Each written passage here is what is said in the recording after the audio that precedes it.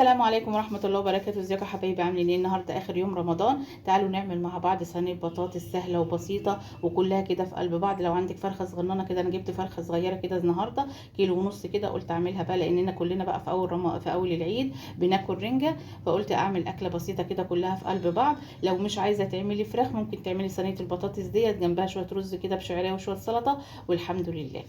تعالوا نشوف كده مع بعض. عندي 4 طماطميات، عندي قرن فلفل، عندي توم. تعالوا نشوف بقى البهارات كده. عندي فلفل اسود، كزبره ناشفه، بهارات فراخ، عندي بابريكا، عندك بقى بصل بودر، توم بودر، عندك كاري، عندك كركم، الحاجه كل حاجه ممكن تحطيها. تعالوا بقى نضرب الحاجات دي كده في الخلاط ونرجع نتبل مع بعض صينيه البطاطس. هنا بقى الطماطم مع الفلفل مع الثوم. تعالوا بقى نحط كده. عندي هنا معلقه ملح، نص معلقه بصل بودر،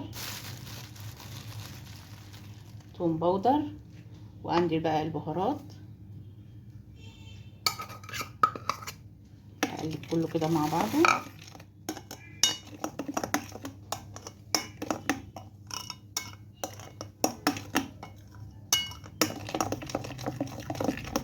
عندي بقى هنا الفرخه،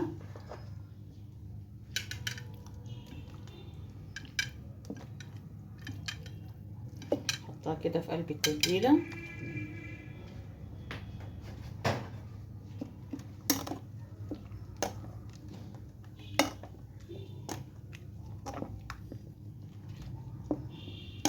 اغرقها كلها كده في قلب التتبيله كده عشان تشرب. لو انت بقى حطيتي الفراخ في التتبيله ديت كده قبلها بيوم هتبقى جميله جدا معاكي وطعمها حلو. عندي بقى هنا صينيه البطاطس. عندي هنا بصلايه عملتها كده بالفلفل الاسود. هبدأ بقى احط كده الفراخ.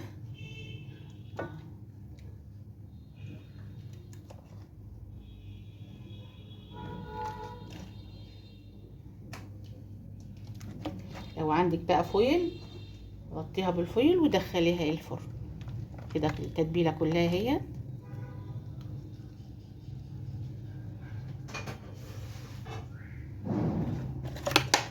كله هيشرب في بعضه كده بقى، ولا محتاجه بقى تضربي طماطم ولا اي حاجه، كله في قلب بعضه. ولو ما عندكيش فراخ اعملي التتبيله دي وحطها على صينيه البطاطس ودخليها الفرن وبالهنا والشفا. دخلها بقى الفرن ونشوفها لما تطلع.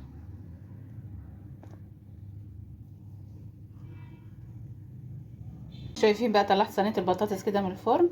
شوفوا البطاطس مستويه خالص ازاي اهو،